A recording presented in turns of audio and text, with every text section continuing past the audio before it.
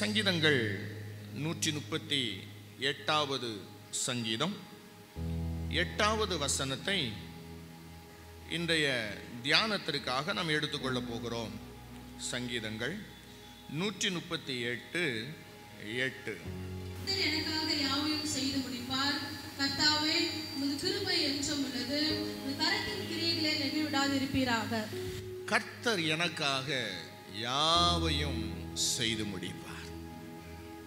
ஒரு ஆறுதலான ஒரு வார்த்தை. வானங்களையும் பூமியையும் படைத்திருக்கிற சர்வ வல்லமையுள்ள தேவன் ஒரு மனிதனுக்காக எதை வேண்டுமானாலும் செய்கிறார் என்பது ஆச்சரியமான ஒரு விஷயம். மனிதன் மண்ணாயிருக்கிறானாம். அவன் காலையிலே மலர்ந்து சாயங்காலத்திலே மறைந்து போகிற மலருக்கு ஒப்பாய் இருக்கிறானாம். இந்த மனிதனை தேவன் சிருஷ்டித்தார், ஆணும் பெண்ணுமாக சிருஷ்டித்தார். அதிகாரங்களை எல்லாம் அவனுக்கு கொடுத்து அவனை அவர் அழகு பார்த்தார். மண்ணான மனிதனோடு கூட பட்சிக்கிற அக்கினியாய் இருக்கிற தேவன் உலாவினார். அவனோடு கூட தங்கி இருக்கவர் விருப்பமுள்ளவராக இருந்தார். ஆனால் இந்த மனிதன் தேவன் தனக்கு கொடுத்த அந்த மகா பெரிய மேன்மை மகிமையெல்லாம் மறந்து போனவனாக தேவனுக்கு துரோகம் செய்தான். தேவனுடைய வார்த்தையை மீறினான். பாவம் உள்ளே நுழைந்தது, மீறுதல் வந்தது, அக்கிரமம் வந்தது. அது நிமித்தமாக சாபம் வந்தது. மனுஷன் நிமித்தமாக பூமி சபிக்கப்பட்டது. பூமியிலே முள் முளைத்தது, குறுக்கு முளைத்தது. அநேக வேதனைகளை மனிதன் பெற்றுக்கொண்டான். தேவனுடைய உறவை பரிதாபமாக இழந்து போனான். தேவன் கொடுத்திருந்த அந்த தேவ மகிமையை அவன் இழந்து போனான். எந்த தேவன் மனிதனை ஆசை ஆசையாக ஏதேன் தோட்டத்திற்கு அழைத்து கொண்டு வந்தாரோ அதே தேவனாலே இவன் தோட்டத்தை விட்டு துரத்தப்பட்டான். சாபத்தை பெற்றுக்கொண்டவனாக தோட்டத்தை விட்டு துரத்தப்பட்டான். தேவனுடைய இருதயம் வேதனை அடைந்தது, அவருக்கு விசனமாயிருந்தது. இந்த பூமியிலே மனிதனை நான் எதற்காக உண்டாக்கினேன் என்று சொல்லி பூமியிலே தம் மனுஷனை உருவாக்கினதற்காக அவர் விசனப்பட்டார் என்று ஆதியாகமம் 6:6 வேதம் சொல்லுகிறது. அந்த அளவுக்கு இந்த மனிதன் தேவனுடைய இருதயத்தை வேதனைப்படுத்தி விட்டான். சர்வ வல்லமையுள்ள தேவன், மகா பயங்கரமான தேவன், ஒன்றுமில்லாத மனிதன் தேவனை விசனப்படுத்தி விட்டான். அவருடைய இருதயத்தை காயப்படுத்தி விட்டான். ஆனாலும் அவருடைய அநாதி தீர்மானத்தின்படி அவர் மனிதன் மேல் வைத்த மிக பெரிய அன்பின் நிமித்தம், அன்கண்டிஷனல் லவ், நிபந்தனையற்ற அன்பின் நிமித்தமாக அவர் மீண்டும் மீண்டும் மனிதனோடு ஓடி வருகிறார். அப்படி என்ன நம்மிடத்தில் விசேஷமானதொன்று இருக்கிறது நமக்கு தெரியவில்லை. நம்ம எங்க போனாலும் அவர் பின்னாடியே வருகிறார். இன்னைக்கு பாடின பாட்டுல அந்த முதல் சரணத்துல அந்த பாடல் ஆசிரியர், அந்த பரிசுத்தவான் அழகாக அவர் அந்த வார்த்தை எழுதியிருப்பார். அவர் எவ்வளவு ரசிச்சு எவ்வளவு அனுபவித்து அதை எழுதியிருக்கிறார்ன்றதை நம்ம பார்க்கலாம். உம்மை விட்டு எங்கோ நான் சென்ற போதும் என்னை தேடி என் பின்னே வந்தீரையா. நான் போயிட்டேன், எங்கேயோ போயிட்டேன், உம்மை விட்டுட்டு நான் எங்கேயோ போயிட்டேயா. ஆனாலும் என்னை தேடி என் பின்னே நீர் வந்தீரையா. நம்ம பின்னாடியே கர்த்தர் வருகிறார். வந்து தொடர்ந்து அவருடைய அன்பை நமக்கு வெளிப்படுத்துகிறார். அன்பையெல்லாம் வெளிப்படுத்தி, பார் உன்னை நான் எவ்வளவு நேசிக்கிறேன் பார். நீங்க எரேமியால வாசித்து பார்த்தீங்கன்னா, என்னை விட்டு தூரமாய் போகிறதற்கு என்னிடத்தில் என்ன அநியாயத்தை அவர்கள் கண்டார்கள் என்று ஒரு வசனம் இருக்கிறது. அந்த வசனத்தை நாம் வாசிக்க கேட்கலாம். எரேமியா தீர்க்கதரிசியின் புஸ்தகம். அதற்கு நேராக உங்களுடைய வேதத்தை நீங்கள் திருப்பிக் கொள்ளுங்கள். அந்த எரேமியா தீர்க்கதரிசியின் புஸ்தகம் 2வது அதிகாரம் 6வது வசனத்தை வாசிக்க கேட்கலாம். எரேமியா 2வது அதிகாரம் 6வது வசனம். என்னை விட்டு தூரப்பட்டு மாயை பின்பற்றி வீணராய் போகிறதற்கு என்னிடத்தில் என்ன அநியாயம் கண்டார்கள்? என்னை விட்டு தூரப்பட்டு மாயையை பின்பற்றி வீணராய் போகிறதற்கு என்னிடத்தில் என்ன அநியாயத்தை அவர்கள் கண்டார்கள். எவ்வளவு பரிதாபமா ஆண்டவர் கேட்கிறார் பாருங்க. நான் என்னப்பா உனக்கு அநியாயம் பண்ணேன்? உனக்கு ஏதாவது நான் கெடுதல் செஞ்சனா? உனக்கு ஏதாவது நான் தீமை செஞ்சனா? நீ என்னைய விட்டுட்டு மாயையை பின்பற்றி தூரமாய் போய் கடைசியா வீணா போகிறியே. இப்படி என்னை விட்டுட்டு நீ வீணாய் போகிறதற்கு என்கிட்ட என்னப்பா அநியாயத்தை நீ பார்த்த என்று சொல்லி ஆண்டவர் புலம்புகிறார்.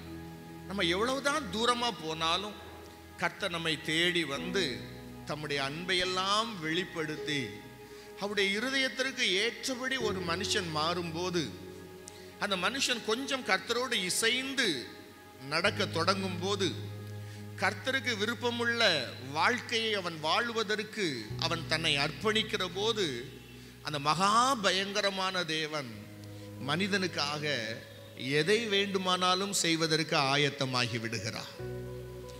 நிறைய காரியங்களை கர்த்தரை குறித்து நம்ம சொல்லிட்டே போகலாம்.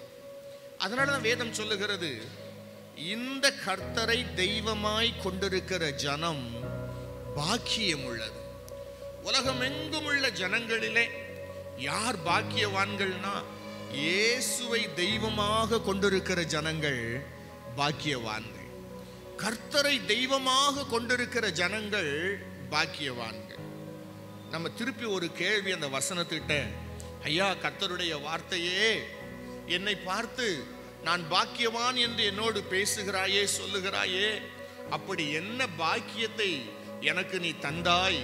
நான் இயேசுவை தெய்வமாய் கொண்டிருக்கிறேன், எனக்கு என்ன பாக்கியம் இருக்கிறது என்று சொல்லி ஒரு கேள்வி கேட்டால், நாம் கேட்டு முடிக்கிறதற்கு முன்னாடியே கர்த்தருடைய வார்த்தை நம்மை பார்த்து சொல்லும், உனக்காக அவர் யாவையும் செய்து முடிப்பதற்கு ஆயத்தமாயிருக்கிறார்.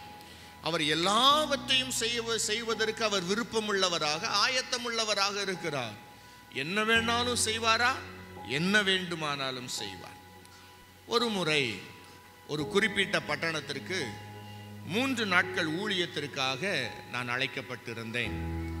3 நாட்களும் அந்த பட்டணத்திலே பயங்கரமான ஊழியம், ஓய்வே இல்லை. ஒரு நாளைக்கு 3 கூட்டம் பேசணும். வெள்ளிக்கிழமை 3 கூட்டம் பேசினேன், சனிக்கிழமை 4 கூட்டம் பேசினேன், ஞாயிற்றுக்கிழமை 3 கூட்டம் பேசணும். வெள்ளிக்கிழமை 2வது கூட்டம் முடிச்சுட்டு கடைசியாக வந்து நான் படுக்கும்போது மணி 1:30 மணி 2 மணி. திரும்ப சனிக்கிழமை காலையில் கூட்டம், மத்தியானம் கூட்டம், சாயங்காலம் கூட்டம், நைட் ப்ரேயர் வேறு. அந்த பாஸ்டர் சொல்லிட்டாரு, தம்பி நீ இருந்தால் தான் மக்கள் வருவாங்க, அதனால் நீ இருந்து ஆரம்பித்து விட்டுட்டு போயிடுன்னு சொல்லிட்டு எல்லாரும் உட்கார்ந்துட்டாங்க. நான் இருக்கிறேன்னு சொன்ன உடனே ஒரே ஒரு பாட்டை பாடி மைக்கு என் கையில் கொடுத்துட்டாரு. தம்பி 2 மணிக்கு முடிச்சிடு அப்படின்னு சொல்லி கொடுத்துட்டாரு. 2 மணிக்கு முடிச்சுட்டு அதுக்கப்புறம் நான் எல்லாருக்கும் ஜோம் பண்ணிட்டு வந்து படுக்கும்போது மணி 5. திரும்ப நான் 7 மணிக்கு எழுந்து திரும்ப 8 மணிக்கு ஆராதனை, திரும்ப மத்தியானம் பெண்கள் கூட்டம், திரும்ப சாயங்காலம் கூட்டம். சாயங்காலம் ஒரு 4:30 மணி 5 மணிக்கு வந்து படுத்தேன். நான் தங்கி இருந்த வீட்டில் வந்து என்னுடைய ரூமில் வந்து நான் படுத்தேன். ரொம்ப முடியல, உடம்பு சோர்வாக போச்சு. என்னால் கண்ணை திறக்க முடியல, திறந்தா மூட முடியல, மூடினா திரும்ப திறக்க முடியல. அந்த அளவு உடம்பு ரொம்ப சோர்வாயிற்று. அதனால் என்னுடைய ஃபோன் அப்போ வந்து 1100 நோக்கியா, அந்த ஃபோனில் அலாரம் வச்சுட்டு நான் படுத்துட்டேன். ஒரு 1 மணி நேரம் அலாரம் வச்சுட்டு படுத்துட்டேன். 1 மணி நேரம் கழித்து ஃபோன் பெல் அடிச்சுது, அலாரம் அடிச்சுது. எப்படி தான் அதை ஆஃப் பண்ணேன்னு எனக்கு தெரியவே தெரியாது. உங்கள் நிறைய பேர் பிள்ளைகளுடைய வாழ்க்கையில் இது நடக்கும். ஏன்னா படிக்கணும்னு அலாரம் வச்சுருப்பாங்க, அலாரம் கரெக்டாக அடிக்கும், ஆனால் எப்படி ஆஃப் பண்ணுவாங்கன்னு அவங்களுக்கே தெரியாது, ஆனால் ஆஃப் பண்ணிடுவாங்க. அதே போல் எப்படி ஆஃப் பண்ணேன்னு எனக்கே தெரியல. அலாரத்தை ஆஃப் பண்ணிவிட்டு திரும்ப படுத்துட்டேன். திரும்ப சாயங்காலம் மீட்டிங் இருக்குது, ரொம்ப டயர்டாகி போச்சு, ஒன்றுமே முடியல. அப்போ ஒரு மென்மையான ஒரு கரம், அதே போல் ஒரு கையை நான் தொட்டு கூட பிறந்த குழந்தையும் நான் கையில் தூக்கியிருக்கிறேன். அந்த குழந்தை கரம் கூட, கை கூட அவ்வளவு சாஃப்டாக இல்லை, அவ்வளோ ஒரு மென்மையான கரம். நான் தூங்கிக்கிட்டு இருக்கும்போது என் தொடை பக்கத்தில் வந்து ஒரு 2 தட்டு அப்படி தட்டுச்சு. தட்டுன உடனே உடம்பு ஃப்ரெஷ் ஆயிடுச்சு. அந்த தட்டில் சில சத்தம் வந்துச்சு. எனக்கு என்ன சத்தம் வந்துச்சுன்னா, இன்னும் ஒரே ஒரு மீட்டிங் இருக்குது, ப்ளீஸ் இந்த ஒரு மீட்டிங்கை முடிச்சிரு, உனக்கு நான் என்ன வேணாலும் தரேன். ஒரே ஒரு மீட்டிங் இருக்குது, முடிச்சிரு, உனக்கு என்ன வேணாலும் நான் தரேன். அந்த சத்தம் கேட்டதுக்கு அப்புறம் என்னுடைய கண்களில் இருந்த அந்த அரிப்பு, அந்த எரிச்சல்லாம் போயிடுச்சு. எங்கே போச்சுன்னு தெரியல. அது வரைக்கும் என் உடம்பு ரொம்ப சோர்வாக இருந்துச்சு. அந்த சோர்வுகள்லாம் நீங்கி போயிடுச்சு. உடம்பு ரொம்ப ஃப்ரெஷ் ஆகிட்டு நான் டபக்குன்னு எழுந்து உட்காந்து நேரே பாத்ரூம் போனேன். 2 கப்பு தண்ணி எடுத்து ஊற்றினேன், குளிச்சு அந்த மீட்டிங் முடிச்சிட்டேன். 3 நாள் அவ்வளவு மீட்டிங்கில் பேசினா எனக்கு 1500 ரூபாய் அந்த பாஸ்டர் காணிக்க கொடுப்பார். எப்போவுமே வருஷத்துக்கு 2 தடவை 3 தடவை கூப்பிடுவார். 1500 ரூபாய் அந்த பாஸ்டர் காணிக்க கொடுப்பார். வயசான பாஸ்டர், அவ்வளோதான் கொடுப்பார். ஆனால் அந்த மீட்டிங் முடிஞ்ச உடனே ஒரு கவர் கொடுத்தாரு. நானும் ஜோமணி வாங்கிட்டு வந்துட்டேன். வீட்டுக்கு வந்து ஏதோ ஒரு செலவுக்கு வேணும்னு கவரை பிரித்து பார்த்தா கவருக்குள்ள 10,000 ரூபாய் இருந்துச்சு. உடனே எனக்கு பயம் வந்துச்சு. நீங்கள் கை தட்டுறீங்க, எனக்கு பயம் வந்துச்சு. உடனே அந்த பாஸ்டருக்கு ஃபோனை போட்டேன். என்ன அப்படின்னாரு, ஐயா காணிக்க கவர் மாற்றி கொடுத்துட்டீங்க போல் இருக்கு, காணிக்க நிறையா இருக்குதுன்னு. 10,000 ரூபாய் வச்சுருக்கேன், அது உனத்தான் வச்சுருக்கேன், வச்சுக்கோ. அது மாற்றி கொடுக்கல, உனத்தான் கொடுத்தேன், வச்சுக்கோ. எனக்கு சந்தோஷம் தாங்க முடியல. அப்போல்லாம் 100 ரூபாயை பார்த்தாலே எனக்கு பரலோகம் இறங்குற மாதிரி சூழ்நிலை. அந்த நேரத்தில் 10,000 ரூபாய், எல்லாம் 100 ரூபாய் தாள், 10,000 ரூபாய். ஐயோ எனக்கு சந்தோஷம் தாங்க முடியல. ஆண்டவர் ஆசீர்வச்சிட்டாடா அப்படின்னு நான் நினச்சேன். அதுக்கப்புறம் நீங்கள் நம்ப மாட்டீங்க, 10 நாளைக்கு எனக்கு ஒரு ஊழியம் கூட கிடையாது, 1 ரூபாய் காணிக்கையும் கிடையாது. சாப்பிட வேண்டியது, அப்போ நான் கும்மிடி பண்ணல, எங்கள் அப்பா அம்மா கூட இருக்கிறேன். சாப்பிட வேண்டியது, தூங்க வேண்டியது, சாப்பிட வேண்டியது, தூங்க வேண்டியது. நல்லா ரெஸ்ட். ரொம்ப போர் அடிச்சதுன்னா யாராவது நண்பர்களை பார்க்க போகணும், அதுதான் எனக்கு வேலை. ஒரு 10-15 நாளைக்கு அப்படி ஓய்வு கொடுத்தாரு. அப்போதான் எனக்கு தெரிஞ்சுது, அவர் சொன்னார்ல உனக்கு என்ன வேணாலும் தரேன்னு சொல்லி, 15 நாள் ரெஸ்டையும் கொடுத்து அந்த 15 நாள் தேவையான காசையும் கொடுத்து நம்மளை அழகாக ரெஸ்ட் எடுக்க வச்சார் கர்த்தர். நம்முடைய தேவன் நமக்காக எதை வேண்டுமானாலும் செய்கிற தேவனாக இருக்கிறார். அந்த ஆண்டவருடைய அன்பை நீங்கள் விளங்கி கொள்ளணும். நம்முடைய தேவன் யார் என்பதை நீங்கள் அறிந்து கொள்ளணும். நம்ம கர்த்தரை தேடுவது ஒரு நாளும் வீண் கிடையாது. நம்ம ஜெபிப்பது, வேதம் வாசிப்பது, கூட்டங்களுக்கு போவது, கர்த்தருடைய சபைகளுக்கு சென்று தேவனை ஆராதிப்பது, கர்த்தர் மேலே பயபக்தியாய் இருப்பது, அதெல்லாம் ஒரு நாளும் வீணாய் போகாது. தேவன் நமக்காக யாவையும் செய்து முடிக்கிறவராக இருக்கிறார். அந்த வசனத்தை சொல்லுகிற பக்தர் யார் தெரியுமா? தாவீது என்கிற பக்தன் சொல்லுகிறான். வேதத்தில் தாவீதை தவிர வேற யாருமே இவ்வளவு ஆணித்தரமா, அவ்வளவு விசுவாசமா, அவ்வளவு நம்பிக்கையா கர்த்தர் எனக்காக யாவையும் செய்து முடிப்பார் அப்படின்னு சொன்னதாக எனக்கு தெரியல. ஆனா தாவீது அவ்வளவு ஆணித்தரமா சொல்லுகிறார், கர்த்தர் எனக்காக யாவையும் செய்து முடிப்பார் அப்படின்னு சொல்லிட்டார். எனக்கு அருமையான அன்பு தேவனுடைய பிள்ளைகளே, நீங்க வேதத்தை நீங்க நல்லா கவனிச்சு பார்த்தா கர்த்தர் ஒரு சாதாரண மனுஷனுக்காக அவர் செய்த செயல்கள் எல்லாம் நீங்க கவனிச்சு பார்த்தா ரொம்ப ஆச்சரியமா இருக்கும். என்னையா ஆச்சரியமா இருக்கும்? முதலாவது நம்ம யோசேப்பை எடுத்துக்கொள்ளலாம். இந்த யோசேப்பை எடுத்துட்டீங்கன்னா, இந்த ஒரு யோசேப்பை உயர்த்துவதற்காக முழு தேசத்திற்கும் கர்த்தர் 7 வருஷம் பஞ்சத்தை அனுப்பிட்டார். இந்த ஒரு யோசேப்பை உயர்த்துவதற்காக முழு தேசத்திற்கும் 7 வருஷம் செழிப்பை ஆண்டவர் கட்டளையிட்டார். இந்த ஒரு யோசேப்பை உயர்த்துவதற்காக ராஜாவுக்கு சொப்பனத்தை கொடுத்தார். ராஜாவுடைய கனவுல கர்த்தர் இறங்கி ராஜாவுக்கு சொப்பனத்தை எல்லாம் கொடுத்தார். ஒரு யோசேப்பை உயர்த்துவதற்காக அவர் பயங்கரமான காரியங்களை எல்லாம் செய்து முடிச்சிட்டார். ஆமேன் சொல்லுங்க, அல்லேலூயா. அது கர்த்தர் மாறுகிறவரா மாறாதவரா? சொல்லுங்க, நல்லா சொல்லுங்க. அவர் மாறாதவர். அந்த ஒரு யோசேப்புக்காக அவ்வளவு காரியங்களை செய்தவர் உங்கள் ஒருவருக்காக, ஆண்டோடைய பிள்ளைகள் நம் ஒருவருக்காக தேசத்தின் சூழ்நிலைகளை மாற்றுவாரா மாற்ற மாட்டாரா? குடும்பத்தின் சூழ்நிலைகளை மாற்றுவாரா மாற்ற மாட்டாரா? எனக்கு ஒரு காரியம் ரொம்ப ஆச்சரியமா இருக்கும் பாருங்களேன். கர்த்தர் யோசேப்பு நிமித்தமாக போத்திபார் வீட்டையும் அவனுக்கு உண்டான எல்லாவற்றையும் ஆசீர்வதித்து இருந்தாராம். அப்போ போத்திபார் வீட்டை விட்டு யோசேப்பு வெளியே போன உடனே, சொல்லுங்க பார்க்கலாம், சத்தமா சொல்லுங்க, ஆசீர்வாதமும் வீட்டை விட்டு வெளியே போயிடுச்சு. அந்த போத்திபார் ஆண்டவருக்கு பிரியமானவனா அந்த போத்திபார் தேவனுடைய ஜனமா அப்படின்னு ஒரு கேள்வி கேட்டீங்கன்னா, போத்திபாருக்கும் கர்த்தருக்கும் எந்த சம்பந்தமுமே கிடையாது. அவன் எகிப்தியன். ஆனா அப்படிப்பட்ட ஒரு மனுஷனை தேவன் ஆசீர்வதித்தாராம். எதற்காக? யோசேப்பு அங்க இருந்ததுனால. ஆமென் சொல்லுங்க. கர்த்தர் யோசேப்புக்காக எதை வேண்டுமானாலும் செய்வார். நான் யோசித்தேன், யோசேப்பு நிமித்தமாக கர்த்தர் போத்திபாரை எதற்காக ஆசீர்வதித்தார் தெரியுமா? யோசேப்பை போத்திபார் கொஞ்சம் உயர்த்தி வைத்தான், எல்லாருக்கும் மேல அவனை அதிகாரியா மாத்தினான். அன்னையில இருந்து ஆசீர்வாதம் அவனுக்கு கொட்ட ஆரம்பிச்சிட்டு. அப்ப ஒரு யோசேப்பு நிமித்தமாக தேவன் அவ்வளவு காரியங்களை செய்தார். இரண்டாவது ஒரு மனுஷனை நான் உங்களுக்கு காண்பிக்க விரும்புகிறேன். எலியா, பக்தனாகிய எலியா. அவன் ஒரு தீர்க்கதரிசி. எலியா என்று சொன்ன உடனே எல்லாருக்கும் ஞாபகம் வர்றது என்ன ஞாபகம் வரும்? அவர் வானத்தில் இருந்து அக்கினியை இறங்க பண்ணினார். பலிபீடத்தின் மேல அந்த அக்கினி பற்றி எரிந்தது. எல்லா ஜனங்களும் கர்த்தரே தேவன் என்று அறிக்கையிட்டார்கள். அதுதான் நமக்கு எல்லாருக்கும் தெரியும். ஆனா என்னை கவர்ந்த சம்பவம் எலியாவினுடைய வாழ்க்கையில இன்னொரு சம்பவம் உண்டு. என்ன தெரியுமா? ராஜா ஒரு 50 போர் வீரர்களையும் அவர்களுக்கு ஒரு தலைவன், ஒரு பேட்ச் அப்படி வச்சுக்கலாமே.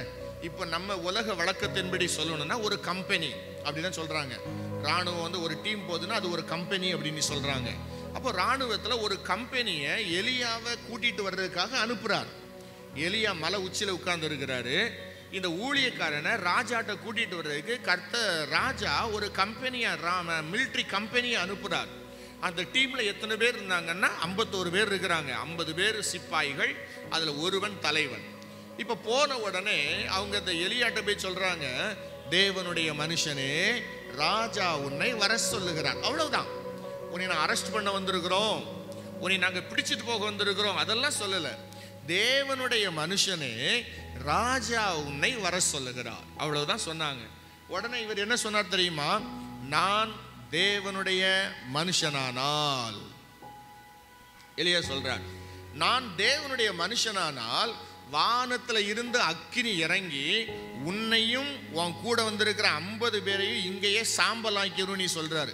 அவர் சொல்லி முடிக்கிறதுக்குள்ள வானத்திலிருந்து அக்கினி இறங்கி அந்த 51 பேரையும் சாம்பலாக்கிட்டு. இந்த நியூஸ் ராஜாவுக்கு தெரிஞ்சு ராஜா இன்னொரு 51 பேர் அனுப்புறார். ரெண்டாவது அந்த மனுஷனும் வந்து சொல்றான், தேவனுடைய மனுஷனே, ராஜா உன்னை வர சொல்லுகிறார், ராஜா உன்னை கூப்பிடுறாரு, ராஜா உன்னை அழைக்கிறாரு, ராஜா உன்னை பார்க்கணுமா, ராஜா உன்னை கூப்பிடுறாரு. சொன்ன உடனே எலியா சொன்னான், அப்படியா? நான் தேவனுடைய மனுஷனானால் வானத்தில் இருந்த அக்கினி இறங்கி உன்னையும் உன் 50 பேரையும் பட்சிக்க கடவது. சொல்லி வாயை மூடுறதுக்குள்ள வானத்திலிருந்து அக்கினி வந்து திரும்ப 51 பேரை அங்கேயே பட்சித்து சாம்பலாக்கி போட்டுருச்சு. இது கேள்விப்பட்ட உடனே ராஜா மூணாவது ஒரு 51 பேர் அனுப்புறான். மூணாவது ஒரு 51 பேர் வந்து அந்த தலைவன் நேர பொத்துனி எலியாவுடைய காலில் விழுந்துட்டான். விழுந்து, ஐயா, உம்முடைய அடியார்களுடைய ஜீவன் உம்முடைய பார்வைக்கு அருமையா இருப்பதாக. முன்னாடி நீங்க வானத்திலிருந்து அக்கினியை வர வச்சு 102 பேரை காலி பண்ணிட்டீங்க. தயவு செய்து எங்களை விட்டுருங்க, எப்படியாகிலும் வாங்க, ராஜா கூப்பிடுறாரு, தயவு செய்து வாங்க அப்படின்னு சொல்றான். இப்போ ஒரு சம்பவம் நடந்துச்சு. இப்பவும் எலியா வாயை திறந்திருப்பான்னு நினைக்கிறேன். எலியா வாயை திறக்கிறதுக்கு முன்னாடி கர்த்தர் மேல இருந்து கூப்பிட்டாரு. ஏன்னு சொல்லிட்டாரு தெரியுமா? டேய், போதும், நீ வாயை திறந்தா உடனே என்ன செஞ்சிடும் சொல்லுங்க? நீ வாயை திறந்துட்டா நான் செஞ்சுதான் ஆகணும். அதனால நீ வாயை திறக்கிறதுக்கு முன்னாடி நானே வாயை திறந்துடுறேன். நீ ஒண்ணுக்கும் சந்தேகப்படாதப்பா, அவன் கூட போ, நான் உன் கூட வரேன். அந்த அளவுக்கு ஒரு எலியாவுக்காக, அதுவும் எலியாவை அவங்க அரெஸ்ட் பண்ண வரல, அவன் தேவனுடைய மனுஷன்தான் நிரூபிக்கிறதுக்காக, அவன் சொன்ன வார்த்தையின் நிமித்தமாக 102 பேர் செத்து போனார். ஆண்டவர் கிரியை செய்தார்.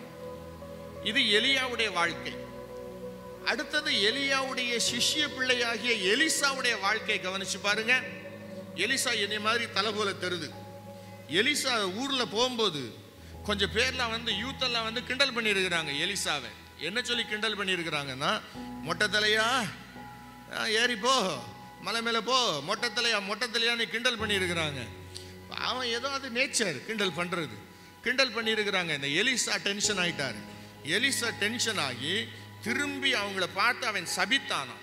வேதம் சொல்லுகிறது, அவன் சபித்த உடனே காட்டில் இருந்து 2 கரடி வந்துச்சான். காட்டில் இருந்து 2 கரடி வந்து அதுல 42 பிள்ளைகளை கொன்று போட்டது அப்படின்னு எழுதப்பட்டிருக்கிறது வேதத்தில். இதெல்லாம் பழைய ஏற்பாடு அப்படின்னு நீங்க ஓரளவு சொன்னாலும், புதிய ஏற்பாடில் ஒரு பவுலை காப்பாற்றுவதற்காக பவுலோடு கூட பிரயாணம் செய்த எல்லாரையும் தேவன் காப்பாற்றினார் என்று எழுதப்பட்டிருக்கிறது. அல்லேலூயா சொல்லுங்க, அல்லேலூயா. அந்த மகா பெரிய கொந்தளிப்பு, படகு உடைந்து விட்டது. இந்த நேரத்தில் வந்து எல்லாரும் செத்து போகணும். ஆனா கர்த்தருடைய ஊழியக்காரன் உள்ள இருந்ததுனால, பவுல் அங்க இருந்ததினால, ஒரு பவுலின் நிமித்தமாக தேவன் எல்லாருடைய ஜீவனையும் ஆண்டவர் காப்பாற்றினார். ஆமென் சொல்லுங்க. எத்தனை பேருக்கு நான் சொன்னது புரிஞ்சிடுச்சு? இந்த காரியத்தை நான் சொல்லும் போது உங்களுடைய இருதயத்திற்குள்ள ஒரு விசுவாசம் வரும். என்ன விசுவாசம் வரும் அப்படின்னா, அப்போ எனக்காகவும் கர்த்தர் எல்லாவற்றையும் செய்து முடிப்பார். ஆமென் சொல்லுங்க, அல்லேலூயா. எனக்காகவும் கர்த்தர் எல்லாவற்றையும் செய்து முடிப்பார். என் தேவன் எனக்காய் யாவையும் செய்வார், நான் எதை கண்டும் மஞ்சிடே. என் கர்த்தர் எனக்காய் யுத்தங்கள் செய்வார், நான் எதை கண்டும் பயப்படே.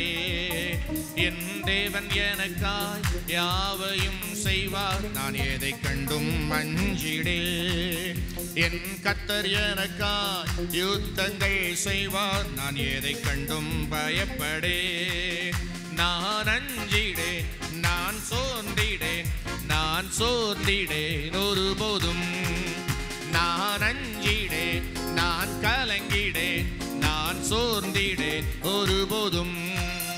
என் எனக்காய் யாவையும் செய்வார், நான் எதை கண்டும் அஞ்சிடேன்.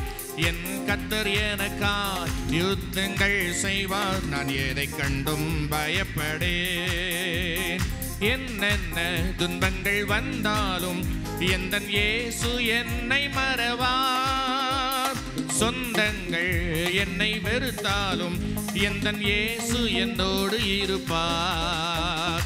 என்னென்ன துன்பங்கள் வந்தாலும் எந்தன் இயேசு என்னை மறவார். சொந்தங்கள் என்னை வெறுத்தாலும் இயேசு என்னோடு இருப்பார். இயேசு நடத்துவார், என்னை பாதுகாப்பார், என் மேல் அன்பு வைப்பார் என்றுமே. இயேசு நடத்துவார், என்னை பாதுகாப்பார், என் மேல் அன்பு வைப்பார் என்றுமே. என் தேவன் எனக்காய் யாவையும் செய்வார், நான் எதை கண்டும் பயப்படேன். என் கர்த்தர் எனக்காய் யுத்தங்கள் செய்வார், நான் எதை கண்டும் பயப்படேன்.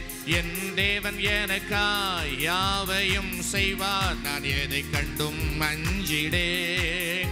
என் கர்த்தர் எனக்காய் யுத்தங்கள் செய்வார், நான் எதை கண்டும் கலங்கிடேன். முள்ளின் மேல் என் கால்கள் நடந்தாலும் என் வாழ்க்கை இயேசு கரத்தில். காரிருள் என் வாழ்வை சூழ்ந்தாலும் தினம் வெளிச்சம் இயேசு எனக்கு. முள்ளின் மேல் என் கால்கள் நடந்தாலும் என் வாழ்க்கை இயேசு கரத்தில். வெறும் காரிருள் என் வாழ்வை சூழ்ந்தாலும் தினம் வெளிச்சம் இயேசு எனக்கு. இயேசு நடத்துவார், என்னை பாதுகாப்பார், என் மேல் அன்பு வைப்பார் என்றுமே.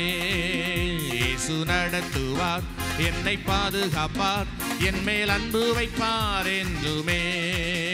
என் தேவன் எனக்காய் யுத்தங்கள் செய்வார், நான் எதை கண்டும் பயப்படேன். என் கர்த்தர் எனக்காய் யாவையும் செய்வார், நான் எதை கண்டும் அஞ்சிடேன். என் தேவன் எனக்காய் யாவையும் செய்வார், நான் எதை கண்டும் அஞ்சிடேன். என் கர்த்தர் எனக்காய் யுத்தங்கள் செய்வார், நான் எதை கண்டும் அன்படேன். நான் அஞ்சிடேன், நான் கலங்கிடேன், நான் சோர்ந்திடேன் ஒருபோதும். நான் அஞ்சிடேன், நான் கலங்கிடேன், நான் சோர்ந்திடேன் என் தேவன் எனக்காய் யாவையும் செய்வார், நான் எதை கண்டும் அஞ்சிடேன். என் கர்த்தர் எனக்காய் யுத்தங்கள் செய்வார், நான் எதை கண்டும் பயப்பட. என்னென்ன துன்பங்கள் வந்தாலும் எந்தன் இயேசு என்னை மறவார். எந்தன் சொந்தங்கள் என்னை வெறுத்தாலும் இயேசு என்னோடு என்றும் இருப்பார். என்னென்ன துன்பங்கள் வந்தாலும் எந்தன் இயேசு என்னை மறவார். எந்தன் சொந்தங்கள் என்னை வெறுத்தாலும் எந்தன் இயேசு என்னோடு இருப்பார். இயேசு நடத்துவார், என்னை பாதுகாப்பார், என் மேல் அன்பு வைப்பார் என்றுமே. இயேசு நடத்துவார், என்னை பாதுகாப்பார், என் மேல் அன்பு வைப்பார் என்றுமே. என் தேவன் எனக்காய் யாவையும் செய்வார், நான் எதை கண்டும் அஞ்சிடேன். என் கர்த்தர் எனக்காய் யுத்தங்கள் செய்வார், நான் எதை கண்டும் பயப்படேன். அல்லேலூயா. ஏன் திரும்ப அதை பாடுறோம்னா, அப்படியாவது வார்த்தை என்ன செய்யணும்? நல்லா சொல்லுங்க, உள்ள போகணும். இப்போ செய்திக்கு முன்னாடி ஒரு பாட்டு பாடினேன் இல்லையா? அந்த பாட்டு அது டியூன் எல்லா பாட்டு டியூனோட கொஞ்சம் வித்தியாசமான டியூன். எனக்கு அது மனசில் வரல. அதனால் என்ன பண்ணிகிட்டு இருந்தேன் அப்படின்னா, நேற்று நைட்டில் இருந்து இன்னைக்கு காலையிலேருந்து இறங்குற வரைக்கும் அந்த பாட்டை தான் நான் கேட்டுக்கிட்டே இருந்தேன். அது கேட்க கேட்க கேட்க கேட்க அது நல்லா நமக்கு என்ன ஆகிடுது, மனசில் நல்லா சத்தமாக சொல்லுங்க, பதிஞ்சிருது. அதே போல் நீங்கள் பாட பாட பாட பாட என்னவாகும்? ஹலோ, நீங்கள் பாட பாட நல்ல மனசில் பதிஞ்சிரும். அப்போ வாழ்க்கையில் சில பிரச்சனை வரும்போது, சில நெருக்கங்கள் வரும்போது, சில இக்கட்டான சூழ்நிலைகள்லாம் வரும்போது உங்களையும் அறியாமல் உங்கள் வாயிலிருந்து இந்த பாட்டு வர ஆரம்பிச்சிடும். ஏன்னா ஆண்டவர் சொன்னார், இருதயத்தின் நிறைவினால் வாய் பேசும். அப்போ இருதயம் இது ஃபுல்லாக நிறைஞ்சிட்டுன்னா உங்கள் இருதயத்தின் நிறைவில் இருந்து உங்கள் வாய் பேச ஆரம்பிக்கும். நீங்கள் விசுவாசத்தோடு இந்த காரியங்களெல்லாம் பாட பாட பாட பாட கர்த்தருடைய யுத்தம் ஆரம்பமாயிரும். கர்த்தர் உங்களுக்கு வெற்றி கொடுத்துருவார். ஆமேன்னு சொல்லுங்க. அல்லேலூயா. எல்லாரும் சேர்ந்து, என் தேவன் எனக்காய் யாவையும் செய்வார், நான் எதை கண்டும் அஞ்சிடேன். என் கர்த்தர் எனக்காய் யுத்தங்கள் செய்வார், நான் எதை கண்டும் பயப்படேன். என் தேவன் எனக்காய் யாவையும் செய்வார், நான் எதை கண்டும் அஞ்சிடேன். என் கர்த்தர் எனக்காய் யுத்தங்கள் செய்வார், நான் எதை கண்டும் பயப்படேன். நான் அஞ்சிடேன், நான் கலங்கிடேன், நான் சோர்ந்திடேன் ஒருபோதும். நான் அஞ்சிடேன், நான் கலங்கிடேன், நான் சோர்ந்திடேன் ஒருபோதும். எல்லாரும் சொல்லுவோம், என் தேவன் எனக்காய் யாவையும் செய்வார், நான் எதை கண்டும் அஞ்சிடேன். என் கர்த்தர் எனக்காய் யுத்தங்கள் செய்வார், நான் எதை கண்டும் பயப்படேன். என்னென்ன துன்பங்கள் வந்தாலும் எந்தன் இயேசு என்னை மறவார். சொந்தங்கள் என்னை வெறுத்தாலும் இயேசு என்னோடு என்றும் இருப்பார்.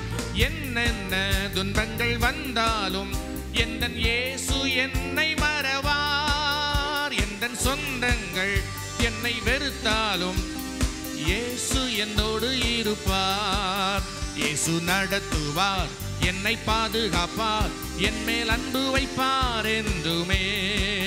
இயேசு நடத்துவார், என்னை பாதுகாப்பார், என் மேல் அன்பு வைப்பார் என்றுமே. எல்லாரும் சேர்ந்து சொல்லுவோம், என் தேவன் எனக்காய் யாவையும் செய்வார், நான் எதை கண்டும் அஞ்சிடேன். என் கர்த்தர் எனக்காய் யுத்தங்கள் செய்வார், நான் எதை கண்டும் பயப்படேன். என் தேவன் எனக்காய் யாவையும் செய்வார், நான் எதை கண்டும் அஞ்சிடேன். என் கர்த்தர் எனக்காய் யுத்தங்கள் செய்வார், நான் எதை கண்டும் பயப்படேன்.